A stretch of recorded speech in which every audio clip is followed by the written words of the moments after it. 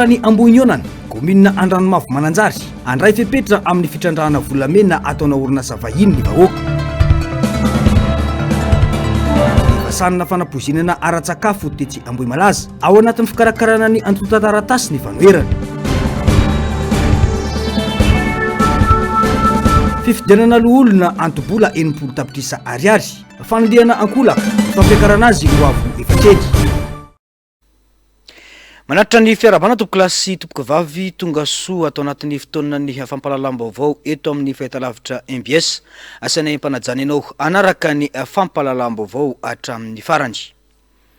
Tontolon'ny politika avy hatrany no isataratsika ny fampalalam-baovao tsy misy mandeha amin'ny lony ny fitantanandra raha-pirenena eto amintsika, hoy ny teo anivo ny fanoherana ho an'ny androany. Mitaky firaisan-kina ny samy malagasy ny zava-misy ary mitaky ihany koa ny filazana marina avy amin'ny mpitondra fanjakana, hoy ny teo anivo ny vondrona firaisan-kina tamin'ity androany ity. Ny antsipiran'izay tatery ny ando miaratina eo amin'ny sary sindratsariny ny aro-tanjona.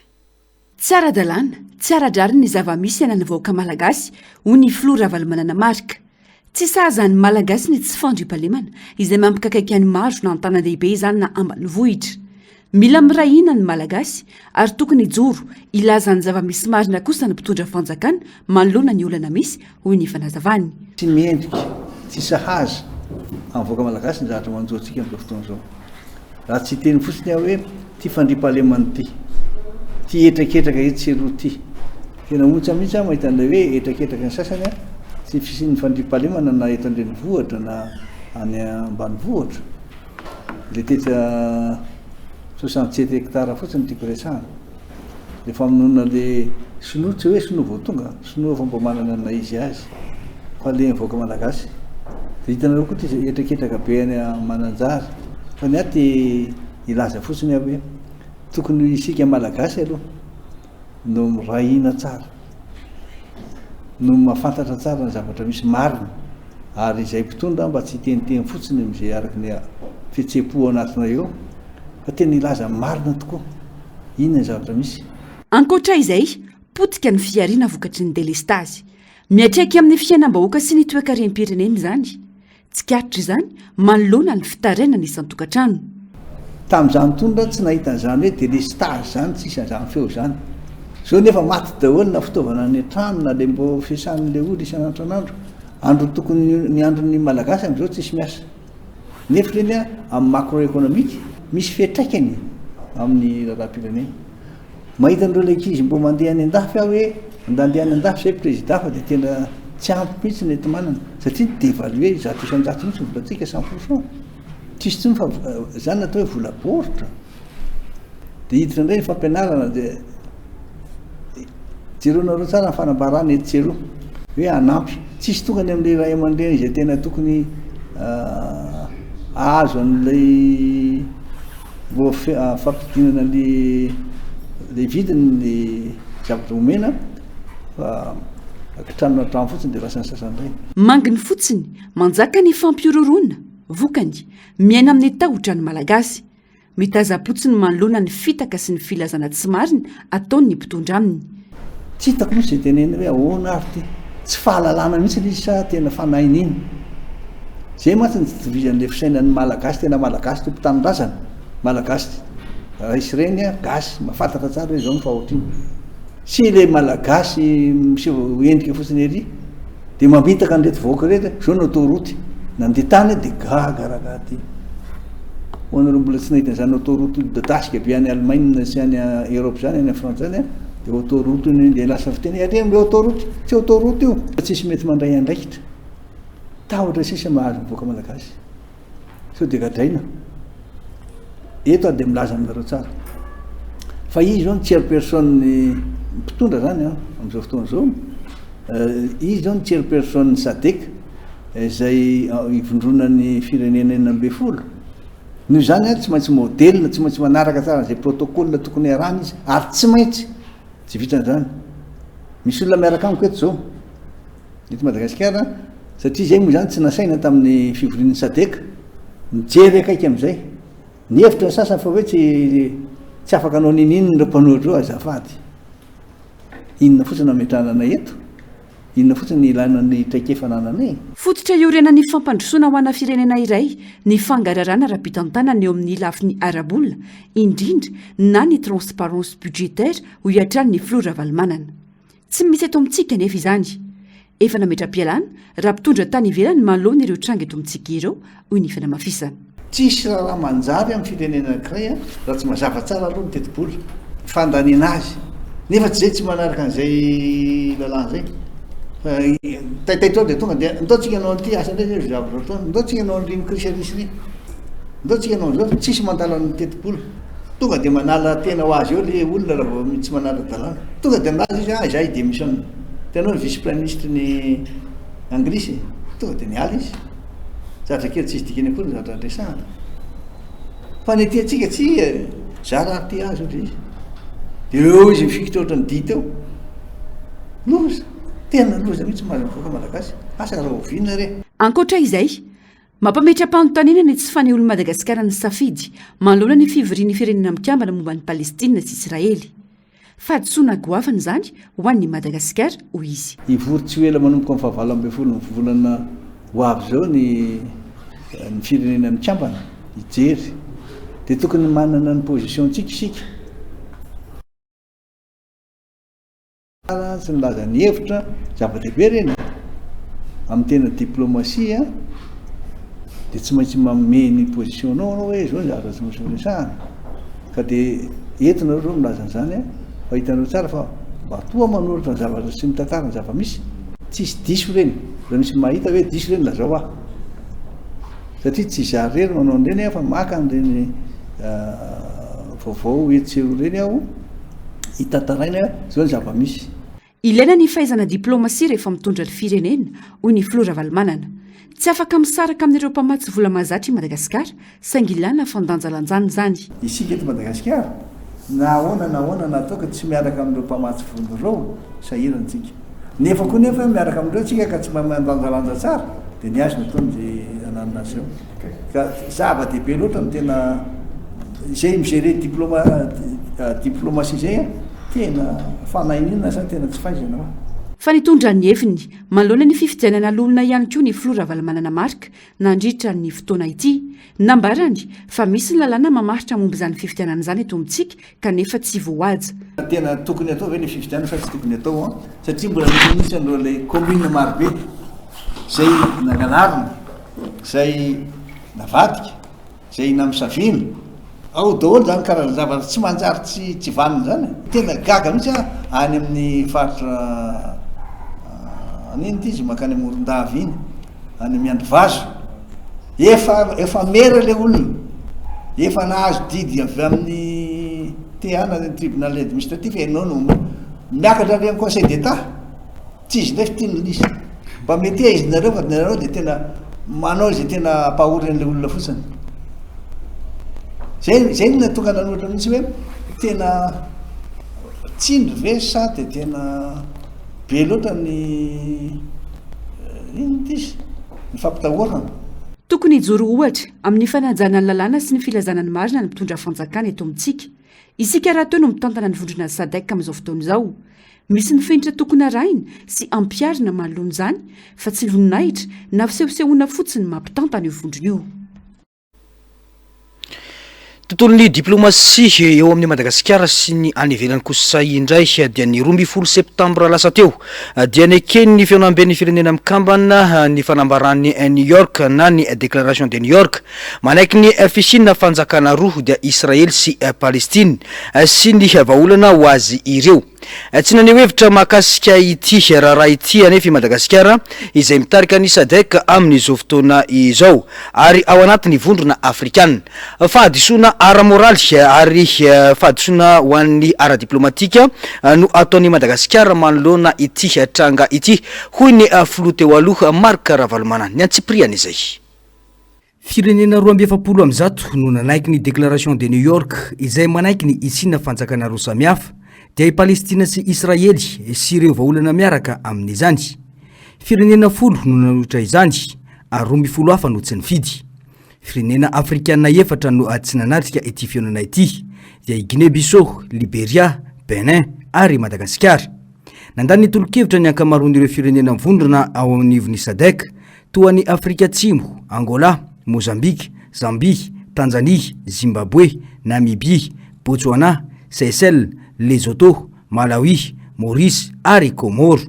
Samy nandatsabato nanaiky avokoa ireo firenena ireo afa-tsy RDC izay nanda. Ny safidiny angina kosa i Madagasikara. Ny 12 septambra teo nandritra ny fivoriam-ben'ny firenena mikambana moa no nandanina ny Déclaration de New York momba ny fanjakana roa Israel sy Palestine izay miara-miaina ao anatin'ny tsy fandriam-pahalemana sy ny tsy filaminana. Fahadisoana ny fanginana ny tsy nanehoan'ny Madagasikara ny heviny hoy ny filoha Ravalomanana Marka. Fahadisoana ara-moraly satria nitodi-damosina ny vahoaka palestiniana tamin'ny fotoana itadiavan'izy ireo fankatoavana iraisam-pirenena. Fahadisoana afrikana satria nandravan'ny firaisankina panafrikana sy ny lalantsaina Bandung izay nitondra hatrany ny feon'ny vahoaka voageja. Fahadisoana ara-diplomatika satria nampidina ny lanjan'ny Madagasikara tsy afaka mijoro amin'ny safidina hoy hatrany ny filoha Marka Ravalomanana tao anatiny ity teny mita ity.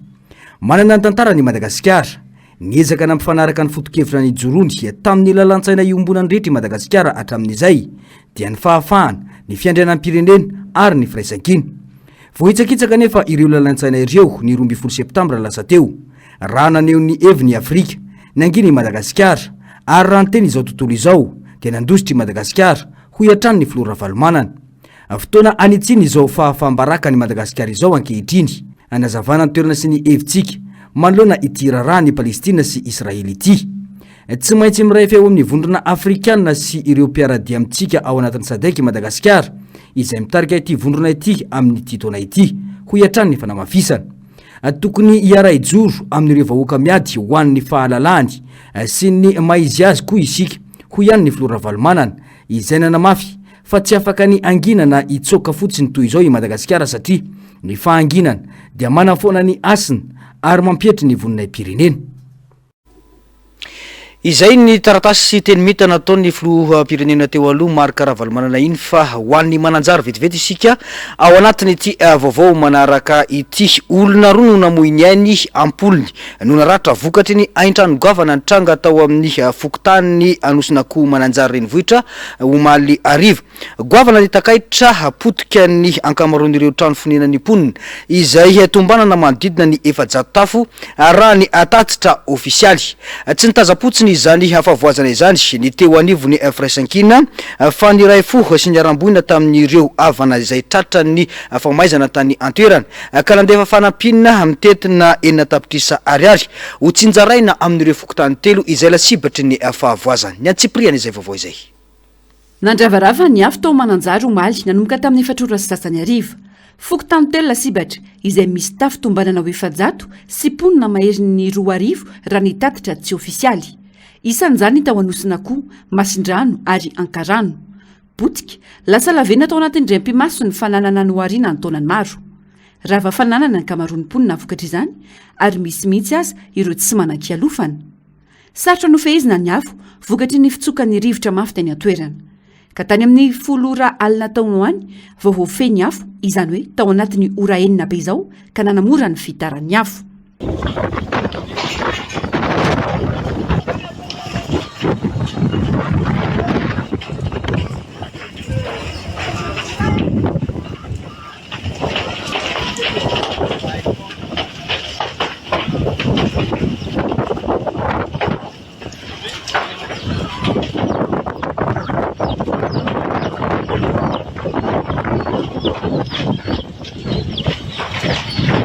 Ankoatra ny fahasimbana raha-poti-drafitrasa, olona roa mpiviady no namony ainy tamin'ity loza ity ary ampolony ireo naratra raha ny famitambavao samihafa. Tsy nitazapotsiny izany avy amin'ny fanoherana izay mivondrona ao anatin'ny firaisankina fa miray fo eo amin'ireo ny arambona ary naneo fiara-miory sy nanome fanampiana mitentina 4 tapitrisa ariary anampiana azy ireo. Zahay avy ato amin'ny fanoherana moa nanao vondry ranovaky momba ny voina nahazo ny havatsika, nahazo ny vahoakany Mananjara satria tena fokontany telo zao mihitsy no may ary misy koa ny aina nafoy dia nanonjoka mpanajana tamin'ny izay zavatra sady mamangy amin'ny fahoriana ny fianakaviana izay tratran'izay zay tsy nijery fotsiny izay atao amin'ny fanoherana atao amin'ny firaisan-kina fa nandefa fanampiana ary fefananao déclaration ny députénay i député Haja zany miandry ny fandaminana rehetra nandefa fanampiana zay azonay natao. Tsy misy resaka politika efa fanampiana ho mariky ny firaisan-kina sy fitiava-tandrazana ity hetsika ity raha ny fanazavana. Tanjona ny anampiana ireo malagasy mijaly sy sahirana amin'ny ady atrehan'izy ireo. Efa tonga ny antoerana tamin'ny alalan'ny solombavamboaka ny firaisan-kina ny fanampiana natolotra izy ireo izay tsy nijaraina ho roa tapitrisy ariary avy ho an'ireo fokontany telo voakasika raha ny fanazavana. Makasitraka ny voavoanana firaisan-kina fa raha vao nahita ny fahavoazana taty Mananjary dia efa nagnano sipaipaika nanomboka lahaly ihany dia efa voaraiko aty Mananjary voaraiko za député firaisan-kina eto Mananjary ny vola 4 tapitrisy ariary avy amin'ny fanoherana ka raha vao misangana ny rafitra afaka mandray fanampiana dia ozaraiko 2 tapitrisy ariary isaka fokontany 2 tapitrisy ny nosina koko 2 tapitrisy ny ankadirano 2 tapitrisy koa ny any masindrano. Zay zany nandaminako anazy. Manahy mafy ireo mponina ny antoerana fa ho sarotra ho azy ireo nanarina ny simba ao anatin'ny fotoana fohy ka iantsony ireo malala-tanana rehetra anampy amin'ny fanarenana ny simba indrindra ny trano fonenana. Tsy vitsy ihany koa ireo mpianatra ny lasibatra tsy manana fitaovana intsony vokatra izany. Dia misy dia agnatina folo taona agny voatafarina tegna viavy mitondra tegna sy manambady sy mananatra dia karataka sasalamba no ivelomana dia fomba hoana no avy tafavoana ny trano karan'izany koa vao vetivety ny navitana nyity dia basy raha igny na maina ny ravany basy raha igny dia zaho dia maina afo koa. Mahay zao cartable koa ny cahier ny stylo ny tagnako maro be mahay daholo. Pero zao dia mba ngataka hoe mba azo cahier zany vola magnano cahier cartable entana dia mba agnamboarana trano. Tsy fampielezan-kevitra ny olain'ny malagasy fa vahaolana sy asa mivaingana ho nisy solombavambahoaka randrena solonyaiko sy teny raha nametra-panontaniana mahakasika ireo fiaran'ny mpamonjy voina efa natolotra ny kominy Mananjary izany entina nisehosehoana tamin'ny propagandy kanefa tsy hita rehefa may ny kilany trano sy maty ny vahoaka. Etsy andaniny mitoy amin'izao fotoana izao kosa ny fanadihadiana ataony manam-pahefana mba hamantarana ny antony na tonga ity loza ity sy ny fepetra raisiny isoroana ny mety ho hitrangan'izany indray any aoriana. Raha tsy aivina efa nitrangana aitrano ankiota ho talam-bao Mananjary ny 20 septambra 2024 eritaona lasa zay. Olona roa no mahita amin'izany trano 20 levon'ny afo ary efa nananika ny 709 ireo tsy nanan-kialofana. Mbola iverinantsika ny zava-misy ao amin'ny distrikany Mananjary ao rehefa avy eo fa toizantsika vetivety ny fampalalam-baovao mahakasika indrindra ny raharaha fanapozinana tetsy Ambohimalaza dia ao anatin'ny fikarakarana ireo antota taratasin'ireo olona efatra alefa etsabotena any Maurice izay atao evasanina vokatry ny fanapozinana ara-tsakafo Trangaindry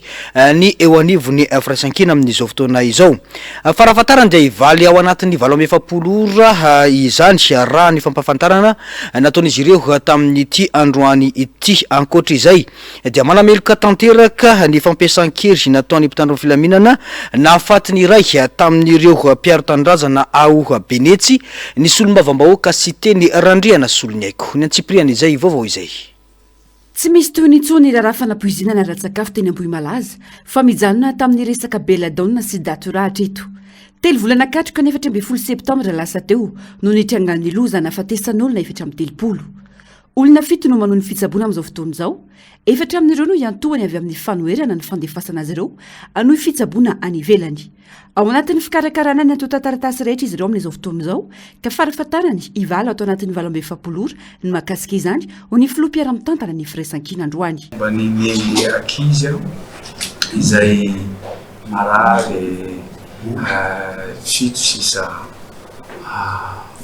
avelona tamin'ny raharahany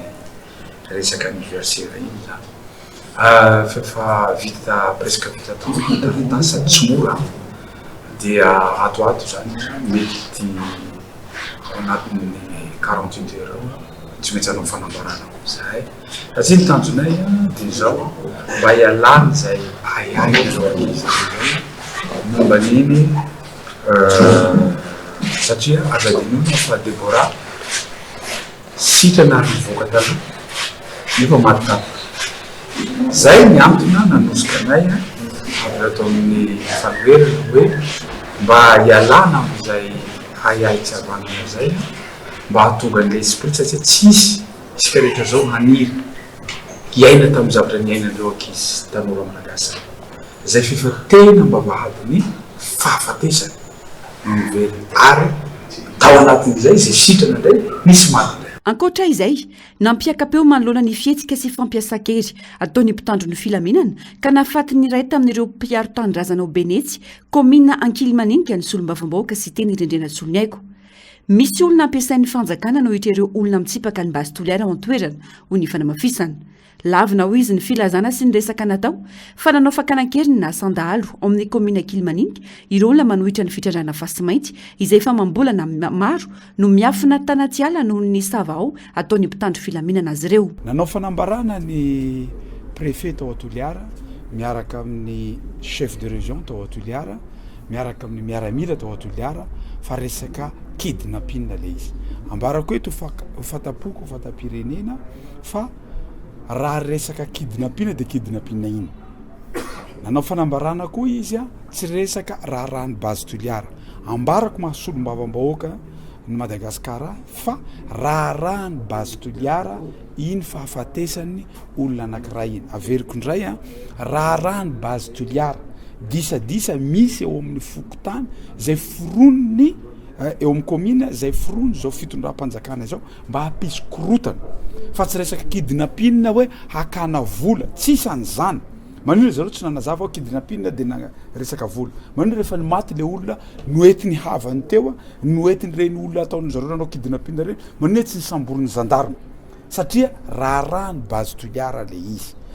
Siry moa zao ny olona manotra amin'ny base Toliara abgajaina amin'izao fotoana zao fa manina groupe n'olona sasany reo tsy abgajaina. Rehefa mampiantso ireo tonga de tonga ny miaramila tonga de tonga ny polisy tonga ny gendarme tonga ny mpitsara fa rehefa mampiantso koa ny sasany reto tsisy an'izany fa tonga de gajaina tonga de vonoina tonga de tsirina ka ambarako eto manameloka tanteraka zao sitenandrena Soloniaiko lehibe ny fanoherana avy ao amin'ny anteram-pirenena de manameloka ny famonona ny vahoaka malagasy izay mitaky ny zona. Natao andamina fiarahamonina ny fanjakana fa tsy ametraka rafitra misarabazana ny mpiray tanindrazana ho ny fanamafisana ireo mponina an-toerana. Nanamafy ihany koa ny cellule de crise ao Toliara fa misy ny fitongalana ny mpitondra manoloana ireo hetsika rehetra manodidina ny fitrandrana renan'ny Kibontany. Nasiana izy ireo resaka tamin'izany tao Soamamanina izay najanona rehefa nisy tolona fanoherana nataon'ireo fokon'olona kanefa ny ao Ankilimaninga dia miafara amin'ny famonoana sy fandratrana ireo mpitolona rehefa tsy mankasitraka ny fitrandrana ataon'ny basy Toliara. Nilazany andefa iraka ny Benetsy moa avy ao amin'nivon'ny cellule de crise ijery akaiky ny tena zava-misy mariny malona ity raharaha ity. Andrasana ny toiny. Iverina vetivety any amin'ny distriktan'ny Mananjara isika naneno tsy fankasitrahany ny fitrandrahana volamena ataon'ireo mpandrarasino sy karana ao amin'ny fokontany Ambohignona na commune Andranomavo distriktan'ny Mananjara ireo mponina any antoerana. Na araka ny fanazavan'izy ireo simba tanteraka ny tanimbary loharam-pivelomana fototra ary ny loto sy ary maloto sy voapoizina ihany koa ny rano fisotrony mponina ireo noho ny fampiasana ny mercure izay anaovana ny fitrandrahana raha ny fanazavana atrany andray fepetra ireo mponina raha tsy misy ny fandraisana andraikitra ataon'ny fanjakana amin'ny orinasa mpitrandraka io ho atrany ny fanazavana ny antsipriana izay. Miteraka fahasorirana ho an'ny mponina ao amin'ny fokontany Ambohignona ao anatin'ny distriktan'ny Mananjara ny fitrandrahana ataona mpandraraha vahiny any antoerana. Nambaran'ireo mponina fa simba ny volon'izy ireo noho io fitrandrahana volamena ataona teratany vahiny ireo. Tsy nisy fampiarana fa tongisin'izy ireo ny tany ho ireo mponina. Amina ity zao indrindra amin'ny resaka fitilignana amin'ny resaka fitrandrahana volamena dia mampiasa mercure zareo dia simba dia tena fosa ny resaka volamena. Dia memkoka na tena be ny tany ritro hoe fa memkoka ino anjara tegna rano rehefa raha tsy nivangeny vola ndea dia vola réal aby sy niretiny tamin'igny tonga dia nikoka fosiny anjara tegna rano dia magnano vagobarazigny amizay zao hoe mitarigolaka igny amizay mentondro tonga dia hiagniny zareo ndraika manjady ndraika dia angizana zareo maramila ndraika dipakolegna zareo midradradrada magnanja vola miasake kadikady raha abin'olona e aby daholo zava-misy irano annay dia misy mercure ambelany mercure dia akesy moa rano maloto any tanimbary be firfiry angamba akony tegny frempé tegny akaza rano annay dia misy mercure ambelany mercure dia akesy moa rano maloto any tanimbary be firfiry angamba akony tegny frempé tegny akaza tegny anefa dia sisa potsika aby daholo itany ampanarina anazy sy nagnariny dia amin'any dia malahelo aho dia io ny peuplena dia tsisy lamina misy hoe mba hifampierana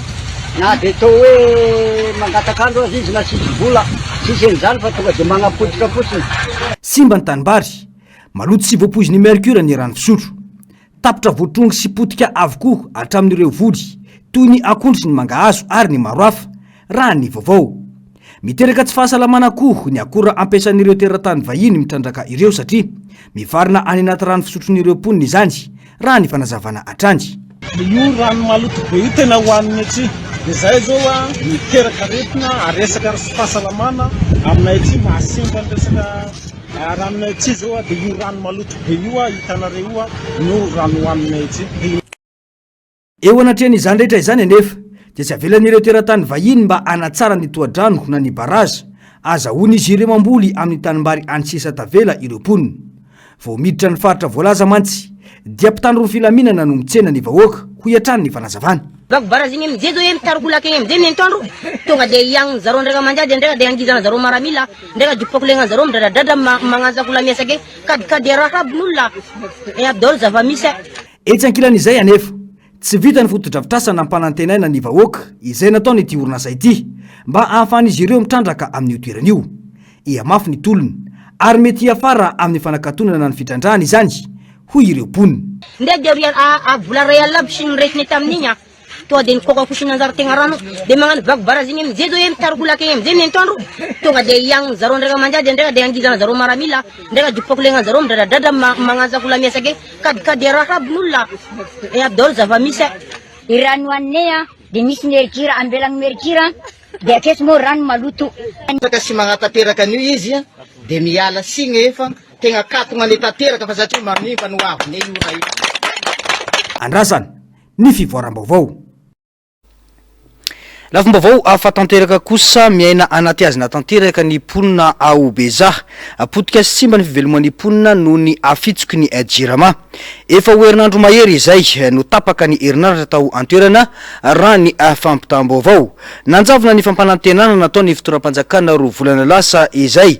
milaza ny an'olo vaovao ny vata mpanovo herinaratra ao antoerana izay natao ho vonjirany vaky fotsiny any kanefa tsy mety hita hatramin'izao miantsipiriana izay maizikitroka tanteraka ny aobeza distrika ny betioka atsimo tato anatin'ny herinandro mahery no ny afitsiko ny drirama potika ny fiarian'ny mponina vokatry ny fatampanjiro lavareny nanaovana fampanantenana ny vahoaka tao antoerana roa volana lasa izay ny anolona ny vatam-panova herinaratra izay misy ao antoerana kanefa tsy hita amin'izao maty any koa ny hafarany groupe électrogène izay nanaovana vonjirano vaky ka mitarika aizina obeza efa ho herinandro mahery zay a no tapaka tanteraka tsy mandeha ny jiro ao tampotanànany beza ao anatin'ny distrika ny betioka atsimo ka nefa ny fampanantenana nataon'Andriamatoa Filoha tamin'ny filakevitry ministra tao Toliara dia hoe atao hoe vonjirano vaky aloha lay groupe électrogène zay napetraka ao zay efa d'occasion ihany koa moa zany tsara manamarika an'izay fa indrindraindrindra dia hoe hosoloana vaovao afaka ray volana efa ho roa volana mahery zao a mbola tsy hita lay groupe vaovao nampanantenainy a tsy vitan'izay fa mbola maty koa na lay groupe d'occasion zay nanaovana navonjirano vaky tao ka miantso vonjy ny mponina ao antoerana ary mitakiasa faran'izay ingany hanarenana ny fahasimbana teraky ny fatampanjiro indrindra ny amirenan'izany amin'ny laoniny raha ilaza ianareo hoe Madagasikara tsy maintsy mandroso Betioka tsy maintsy mandroso dia maizy pito tanteraka tompoka ny ao amin'ny commune Beza ao anatin'ny distrika ny Betioka atsimo amizao satria maty ilay groupe électrogène ny Jirama ka manao antsoavo aminareo mba hitondra vahaolana farak'izay haingana satria betsaka ny olona jaly na ireo manao orinasa tsotsotra poissonnerie manao salon de coiffure sy ny sisa, manao soudure sy ny sisa zany. Tsy any amin'ny faritra atsimo ihany fa tsy manam-pitsarana ny délestage tsaika amin'ny faritra maro manerana nosy. Maro ny fampanantenana nataon'ny fitondram-panjakana amin'ny famany ny olany heriny aratra fa tsy nisy voady zany na mijanona ho kobaka mbava fotsiny. Vao makasika ny fifidianana loholona kosa indray dia tsy misy antenaina amin'ny fifidianana ho atao eto Madagasikara. Na dia eo aza ny fomba rehetra ny fandraisana tamin'ireo mpikirakira ny fifidianana ho fanatsarana ny fomba fanaovana izany dia ny ataon'ny mpitondra ihany no ataony hoy ny filoha nasionaly ny antoko HVM Rakoto Vaorivo ho an'ny androany. Manginy fotsiny hoy izy ny tsy fahombiazan'ny politika ataon'ny mpitondra hitantanana ny firenena ankehitriny. Ny antsipiren'ny izay tateriny Andro Miaratina eo amin'ny sary Sindratsariny ny artanjana. Natao avokoa izay rehetra no heverina fa hanatsarana ny fomba fanaovana fifidianana eto Madagasikara kanefa izay tiany mpitondra ihany no ataony hoy ny filoha nasionaly ny antoko HVM Rivo Rakotovao androany. Fototra iorenan'ny demokrasia ny fifidianana madio mangarara ary ekeny rehetra saingy mipetraka ny fanontaniana raha mbola mitombony zany ankehitriny. Zany ny mampiady ny olona hoe mba hanara-dalàna tsy miangatra ho ekeny be sy ny maro ny fifidianana. Zany ary ve no mitranga eto amintsika. Ny zahana ihany zay ny zahana mba mifandray tamin'ny ratsamangaika ny CENI, ny HCC sy ny sisa mba hanatsarana an'izany. Tsy mitady ny tonga lafatra akory fa mba misy fanatsarana zay azo natao raha ohatra mba mieritreritra an'izany ny mpitondra fanjakana fa laviny daholo zany rehetrarehetra zany fa ny ataony ny ataony ka no fifidianana inona zao. Mitombina tsara ny filazan'ny olona ny fitondrana fa tokony hipetraka tsara tsy hanao fifidianana izay tsy manam-bola manoloana ny fampiakarana avo ny antom-bola amin'ny fifidianana senatorialy ho avy izay efa mananika ny ampoly tapitra isary ary hoy ny fanamafisana. Fotoana izao ny anatanterahany filoham-pirenena ny velo rano nataony anafonana ny antenimiran-dolona famandany vola. Porofo iray tsy azo laviny io antom-bola mitangana io hoy ny fanazavana. Ny azo dia miandry ny filohan'ny repoblika hoe velo rano nataony ny anafonana ny sena. Ngamba fotoanan'izao fa lasa mandany vola araka ny fitenenanao fotsiny io dia tsy tokony hitako. Profon'izany 60 millions ariary no atao. Dia zany ny mahatonga hoe aza mba mieritreritra ny mpiasam-panjakana kely mpampianatra tena mamoditra amin'ny olona lava tsy afaka manao an'izany izy. Satria izao na ny fiarahamonim-pirenena eto anatiny na reo mpiarahamonina antoka amintsika dia efa niteny foana hoe tsy mety ho atao avo be foana ny caution ataony avo maika ampiakary fitondram-panjakana. Satria ny azy fa fatan'ny olona latsany eo fa zay tsy manam-bola ozy izy le président anankiray iny mipetra tsara fa aza manao fifidianana. Ankoatra io maneho ny zava-misy ankehitriny fa tsy mahomby ny politika hitantanany mpitondra ny firenena. Tapenana amin'ny sehoseho ivelany fotsiny ny fahoriana iainan'ny vahoaka malagasy. Safidy ny any mpitondra fanjakana dia ny anohy ny mahafinaritra azy na ho bokatrosa aza no hafaran'ny firenena hoy ny fanamafisana. Raha zany mpitondra amin'izao fotoana izao dia tena manara-drindrina mihitsy. Satria tena mazava be ny ankizy miala tsy tafiditra an-tsekoly ny tsy fampiana tsy lavirariana ara-tsakafo mitombo ny tombo daholo ny zavatra ny ataoko hoe ny tondro manamafy fa tsy nahomby ny politika izay napetraka fa dia tapenana zareo amin'ny sehoseho ivelany fotsiny mola izy fa fantatry ny vahoaka io fantatritsika rehetrarehetra fiainantsika andavanandro hoe na ivola amin'ny tsitongana na tsy mijanona amin'ny tsitongana io ary dia inona ary ambarao azavao na ninona indray ny mpanohatra veny na tonga ny liony tsitongana mpanohatra veny na tonga ny vanio potika mpanohatra veny na tonga ny vary tsy mamokatra fa manafatra vary reto antsika raharaha ny mpanohatra veny mahatonga an'ireo safidy amin'ireo ataoko hoe ny asa ataon'ny fitondram-panjakana zay tsy mifanandrifa eny amin'ny tombontsoa be sy ny maro politika mpanjakana zany safidy ny azy hoe ny anay zay mahafinaritra anay zay na bokatrosa eto ary ty firenena ity dia tsy maninona. Ny 12 Desambra ho avy izao no anaovana ny fifidianana loholona eto Madagasikara. Raha ny vaovao samihafa 12 ireo loholona ka roa fidiny isam-partany iray kosa tendren'ny filoham-pirenena. Raha ny lalàna ireo mpifidy vaventy ahitana ireo ben'ny tanàna sy ireo mpanolotsaina ny lehiben'ny faritra sy ireo mpanolotsay-paritra izay mbola tsy misy amin'izao ary ireo lehiben'ny faritany sy ireo mpanolotsay-paritany izay tsy mbola misy ihany koa hatreto no mpifidy vaventy. mbola ijanona eo amin'izay vaovao izay hatrany isika fanakanana ny ankolaka sy fanaliana ankolaka ireo olona te hirotsaka ovidina ho amin'ny fifidianana olona ny famaritana ny antobolana ny caution ho enimpolo tapitrisa ariary mandritra ny fifidianana ny 1 Desambra ho avy izao io hoy ny teo anivo ny antoky fivoy ity antoky ity izay nilaza fa andray anjara amin'ny fifidianana rehetra eto Madagasikara na dia eo aza ny sakana arabola izay mitranga io tsy natao ho an'ny olona manambola ihany ny olona fa natao ho an'ny olona mananavina hoy hatrany ny fanazavana narsisy karazafy sy mbola avatsara no mitondra ny antsipriana izay raha 5 tapitrisa ariary ny antombola ho an'ireo nirotsaka hovidina lolona teo aloha dia nakarina ho 10 tapitrisa ariary izany ho an'ny fifidianana ho atao ny 1 Desambra 2024 avy izao araka ny fanapahan-kevitry ny filan-kevitry ny minisitra ny 9 Septambra lasa teo fanaliana ankolaka ireo olona volana hirotsaka ny fampakarana avo efatreny tamin'ny volana aloha tamin'ny taona 2024 hoy ny solombavam-bahoaka Antoine Rajersan tsy natao an'ny manankarena nefa ny toerana mahalo olona hoy izy fa ho an'ireo manana viana sy tanjona ampandroso ny firenena ka tsy tokony natangana be toy izao ny antombola raha ny fanazavana lay antombola na la caution justique ataon'ny fanjakana io tsy mety eo fanaliana ny anarana io efa natao zany tany amin'ny fifidianana ben'ny tanàna tany rehefa nikakaiky ny olona hoe napakarina fireny le izy commune ray mandomy fily tapitrisa natao koa zany tamin'ny fifidianana solombavam-bahoaka napakarina efatreny le izy dia zao ndray napakarina efatreny ray mandeha ndraiky io ny antombola amin'ny fifidianana olona ataoko angamba fa tsy natao ampanankarena zany toerana zany fa natao an'ny olona manana vina manana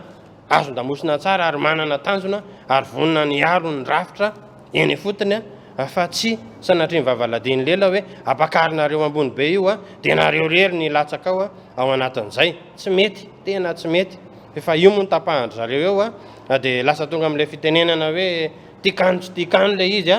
kanefa mampalahelo ny zavatra sala amin'izany ary mino somana tena izahay fa mba tonga saina ihany koa isika vahoaka rehetra mihaino hoe efa zao ny ataon'ny mpitondra manilika ny olona tsy roso ilatsaka ao anatin'ny fifidianana eto Madagasikara amin'ny alalan'ny fafakarana an'io antombola io fanoliana ny azontsika andikana an'izany na eo azy izany sakana araboly izany dia nanambara ny antoko fivoy fa vonina andray anjara amin'ny fifidianana rehetra eto Madagasikara manana olona maro atolotra ny antoko saingy mbola mandrindra sy mandamina izy ireo amin'izao fotoan'izao tsy ho kivy amin'io antombola be io ny antoko fa hijoro iaro ny safidim-bahoaka makasika ny fivoy moa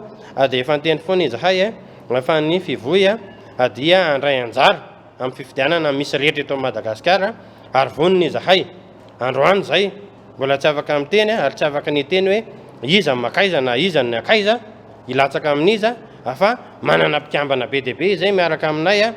misy dokotera ao misy mpampianatra ao misy tantsaha ao misy mpailalana ao dia anjaranay no mivoly misafidy hoe iza no andeha fa efa misy vonina ao anatinay ao te hanao an'ilay izy fa mbola mandrindra sy mandamina izahay hoe iza no hiaraka ho tohanantsika andray an'izany toerana zany ary mendrika tsara ny aro ny firenena ao anatin'izany toerana izany tsy ampembotra ny antoko amin'ny fandraisana anjaran'ny fifidianana ny antombola 10 tapitrisa ariary saingy sakana lehibe kosa ho an'ny antoko hafa sasany te andray anjara amin'io fifidianana io fa mangataka ny anesorana tsy misy fepetra ny lehibe ny distrika ny Arivony Mambo ny antoko politika fivohy sy ny solombavam-bahoaka voafidy tao Arivony Mambo voalaza fa no ireo antsonjay sy ny tsy fahaiza mitantana ataony ity mpiasam-panjakana ambony ity no antony izany ka leo sy tofoka ny vahoaka isy arak'izany ny etsika goavana izay atao ho an'ny antoerana ho an'ny rampitso na tsisy karazafy sy mbola avatsara atrany no mitatitra ny antsipriana izay andefa fangatahana ho fanesorana tsy misy atakandro ny lehibe ny distrika ny Arivony Mambo ny antoko politika fivohy amin'ny alalan'ireo solombavam-bahoaka misy roa voafidy tao an-toerana raha ny fanazavana betsaka ireo antsozay nataon'ity mpiasam-panjakana ambony ity toy ny tsy famoahana ny volanisy ady ho an'ny taona 2024 sy 2025 na dia efa maro aza ny taratasy nalefa tany amin'ireo tompona andraikitra makasika ny fanalana ny lehibe ny distrika moa zany dia mahitsy zay milaza sy manambara fa zay faran'ny aingana araky ny azo atao ny tokony analana anazy fantatritsika fa alarobia zao a dia misy conseil de ministre dikan'izay a tokony ho alana ao anatiny eo a fivorian'ny ministra io satria ny antony a hitatsika reny tamin'ny resaka raharambo malaza raha nisy dokotera tafateny a zavatra tsy nety a nalanareo teony eo ary tsy nangatakandro ianareo ka mintso manatena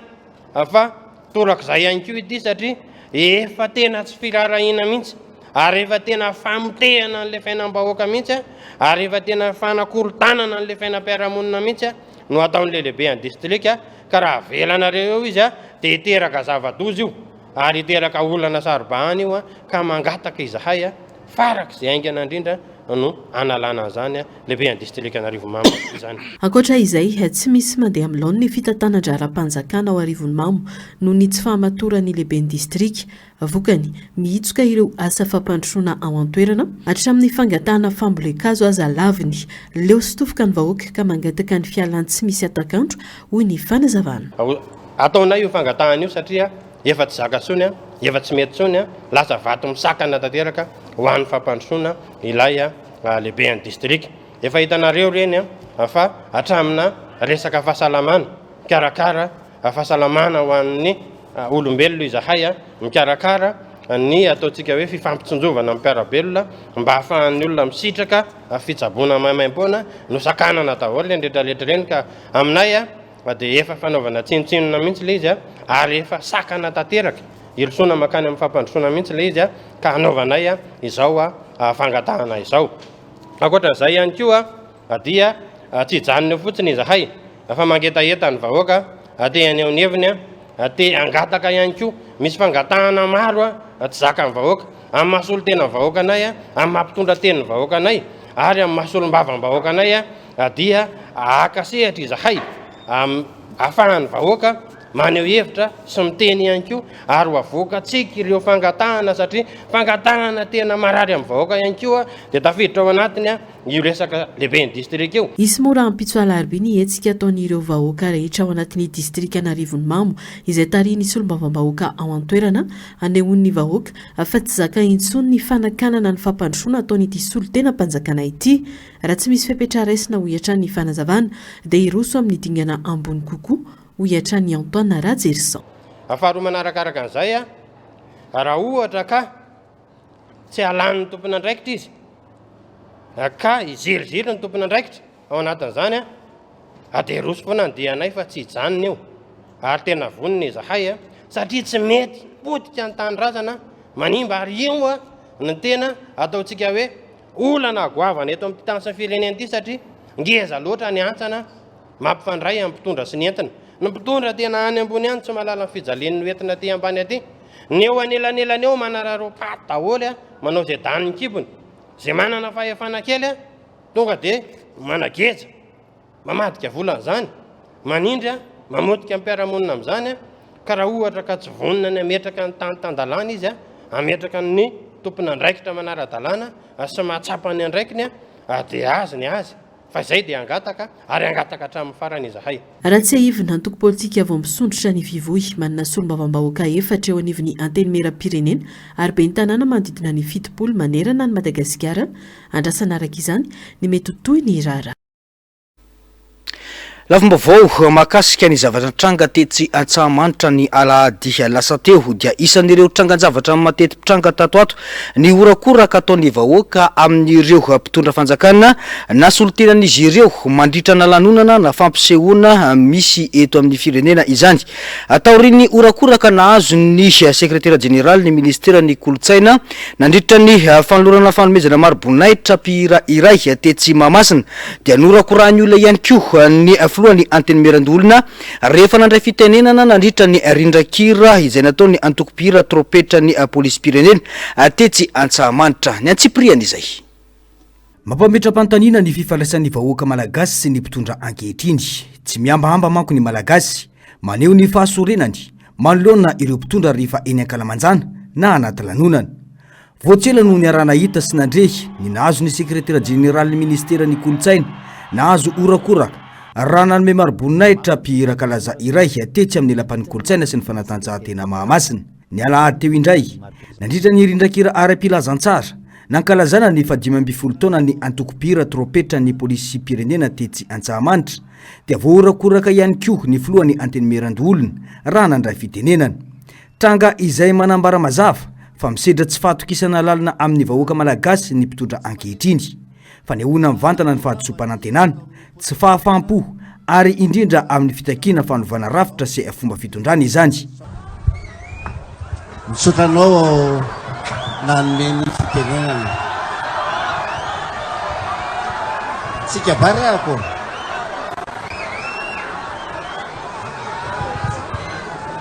ia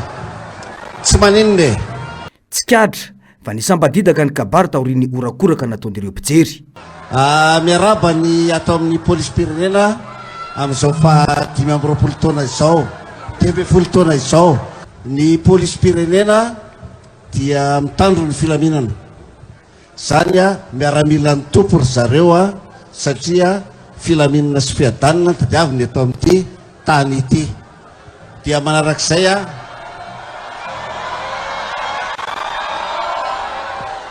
raha tsy aivina dia tsy voasamba noho ny seho ny tranga toy izao midika izany fa na dia amin'ny sehatra tokony isina fifanajana sy filaminana azy dia miditra antsehatra mivantana amin'ny fanoerana ny vahoaka raha mitoy hatrany ny fangejana ny tsy fiainona sy ny fanehoana fa tsy misy olona eto dia zava-dehibe tokony hotsaroana fa ho avy ny fotoana aneho ny heviny sy ny tsy fahafaliana amin'ireo nampindraminy fahefana ireo vahoaka tompony fahefana raha izao zava-mitranga izao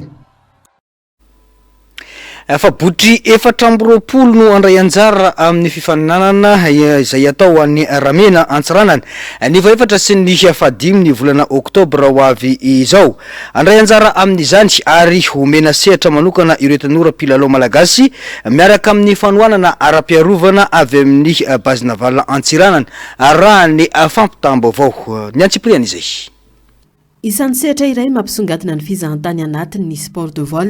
na dia mbola tsy hita misongadina firy azy izany hatreto manana federation ny ity taranjara-panatanjahanteny ity ary manao izay ezaka rehetra mpivelatra azy eny an-dranomasina no ilalaovana ny sport de vol ka ny Anosy-Béalville Antsiranana ary Taolagnaro no anaovana izany ankoatr'ireo morontsiraka hafa isy izany ny fifaninanana lehibe atao ny 4 sy ny 5 oktobra 2024 avy izao fifaninanana botry ny enti-paharazana sy kit surf eny amorontsirak'iramena Antsiranana tanjona lehibe amin'ity atsika ity ny fankalazana ny lova an-dranomasina malagasy amin'ny alalan'ireo botry sy mpanamory mahay manerana ny faritra avaratra botry 420 ahitana olona 4 isaky ny sambo ary mpanao kit surf mahery ny 40 no andray anjara amin'ny fifaninanana red surf donc fahaizana malagasy mandeha amin'ny ranomasina fahaizana malagasy minavigy mampiasa tsiko mampiasa ranomasina hoe karakory tsara fomba hoe fahaizana amin'ny navigation zay satria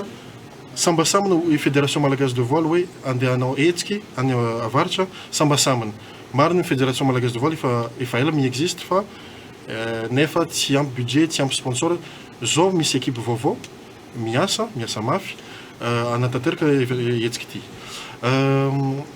premier prix ny événement ty 10 millions d'ariary amin'ny botry et premier prix ni kitesurf 2 500 000 ariary le premier prix voilà misy prix ni deuxième troisième sy ny sisa fa ity le premier prix ho isy koa hetsiky momba octobre rose donc hetsiky dépistage ho an'ny vehivavy any a Diego donc ramena sy Diego Suarez sambasamana ho isy an'io nefa atrizay mariny misy fifankalazana eto Tananarivo any Fianarantsoa sy ny sisa nefa any avaratra sambasambana donc mila manararoatra olo rehetrarehetra ho avy andeha hijery botry sy lakana botry sy kitesurf anao la course fa ho izy koa hetsiky momba environnement sy momba fahasalamana oui resaka sécurité efa miara-miasa amin'ny base navale Antsiranana zay ho isy sambo mandilitra 10 anao sécurité sy tondra pakasary sy mpanao gazety andeha hijery andeha anaraka e la course zay na dia tsy mbola be pahalala loatra aza ny sport de voile ito Madagasikara. Hita fa manana hoavy ny ity fanatanjahantena ity, indrindra ny kit surf izay andraisan'ireo tanora mahay sy mana-talenta anjara amin'ny faritra maro samihafa. Sehatra iray ahafahana mampiray ny fomban-drazana sy ny fanatanjahantena moderna ho amin'ny fampandrosoana ara-panatanjahantena sy ara-pizahantany araka ny fanazavana trano. Iravaika indray ny daroka anabakabaka tao Gazaville nandravarava tilikambo avo iray ny tafika israeliana ary niteraka fikorontanana lehibe teo amin'ireo poniny izany. Maro ny voatery nandositra avetrany fatao ihany koa ireo tsy afaka niala araka ny hitany an-toerana dia mitatra ny ady mitombo ny fahoriana ary mbola tsy hita izay hafarany. Ny antsipriana izay vaovao izay. Nandravarava faritra iray ao Gazaville nidaroka bomba tampoka nataon'ny tafika israeliana izay namely mivantana ny tilikambo avy iray tao an-toerana. Tao anatin'ny fotoana fohy rava tanteraka ilay trano, nirongatra ny vovoka mahery be loatra sy nisetroka nanifoka nampikoropoka ny mponina manodidina. Maro tamin'ireo olona nipetraka teny akaiky ny voatery nandositra aingana. Nilaza izy ireo fa naharay fampitandremana talohan'ny fanafiana saingy fohy loatra ny fotoana ka sarotra ny nahitana fialovana. Tsy rariny intsony izao. Tsy zaka intsony ny fijaliana hoy ity renim-pianakaviana naneho ny alahelony ary nilaza fa ahitana ankizy vehivavy bevoka marary tao amin'ilay trano. Ankoatr'izay, efa nanambara ny minisitry ny fiarovam-pirenena israeliana amin'ny tambajotra sosialy X Twitter taloha fa tsy hijanona amin'ny fanafiana Israely sady nanamafy fa hirehatra i Gaza. Vonona amin'ny fepetra rehetra ireo miaramila tsalina azo manavotra ireo takalonaina. Nilaza moa ny tarika israeliana fa tsy hiala ao Gaza raha tsy vita tanteraka ny iraka. Nandritr'izany fotoana izany nanamafy ireo mponina ao Gaza fa nahita daroka bomba anabakabaka mahery vaika indrony sesy, indrindra ny aliny alatsinainy sy talata maraina. Nambaran'izy ireo fa anisan'ny fanafiana natsiravina indrindra tamin'ity herinandro ity izany, na amin'ny heriny na amin'ny fiantraikany tamin'ny fiainan'ny sivily. Etsy-ankilany, nambaran'i Israely fa afaka manomboka amin'ny fidirana an-tanety ao Gazaville izy ireo ary ny tanjona efa napetrany hatramin'ny ela ny hiadiana amin'ny Hamas. Mandritra izany, nampitandrina ny Hamas fa eo am-pelatana ny hain'ny takalonaina Israeliana ary tsy voaharo ireo raha toy ny fanafiana. Manoloana ny tranga, mahery ny 5 sy 2 hetsy ireo olona nandositra ny tanàna, nefa maro no tsy afaka niala noho ny tsy fisiana fialofana sy ny fahasahiranana. Mitangorona ao atsimon'ny Gaza ny 2 tapitrisa mahery raha ny 2 tapitrisa no mipetraka tao Gazaville talohan'ny fanafiana. Raha ny fijoroana vavolombelona ity vehivavy ity izao dia efa 120 mahery no nifindra toerana ny tenany ka amin'izao dia tsy manam-ponenana satria tsy misy toerana azo antoka intsony. Hatreto aloha mbola tsy hita mazava ny fiafaran'ny ady fa miariary ny fiantraikany mafy amin'ny vahoaka tsotra. Izay ny zava-misy any Gaza fa maranantsika ankirany vaovao kosa dia mpianatra tao amina sekoly ambaratonga fototra iray ventiny iram-pirenena tamin'ny fony ireo mpianatra ireo manaja ny fombafomba tamin'ny fananganana faneva fa afakely kosa ny aingon'ilay hira izay natao tamin'ny feony somary zafindrony arao avetrany ary.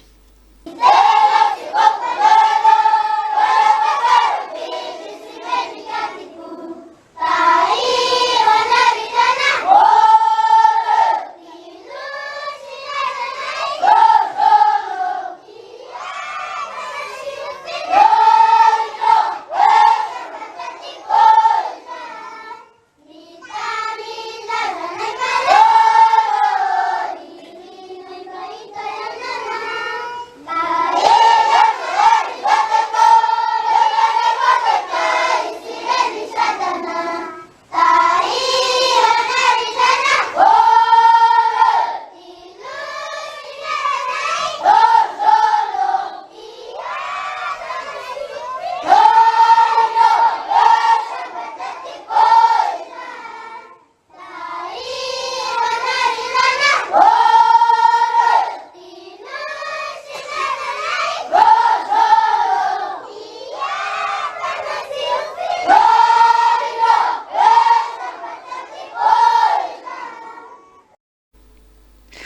tapitra ny fampalalam-baoantsika tompoko lasy tompoko vavy mankasitraka anao nanaraka izany hatramin'ny farany isaonareo namanapanao gazety sy ny teknisianina niaraka ny salaha nahafahana nanatontosa izao fampalalam-baovao izao mametraka ny soavatsara veloma tompoko